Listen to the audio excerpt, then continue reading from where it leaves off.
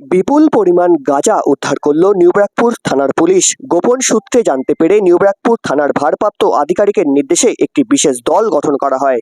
তারপর তিনজনের পিছু নিয়ে বিলকান্দা ১ নম্বর গ্রাম পঞ্চায়েতের রায়পাড়া এলাকা থেকে তিনজন পাচারকারী সহ বিপুল পরিমাণ গাঁজা বাজেয়াপ্ত করে নিউব্রাকপুর থানার পুলিশ। ঘটনাস্থলে উপস্থিত হয় ঘোলা এসিপি তনয় চ্যাটার্জি সহ একাধিক পুলিশ আধিকারিকরা।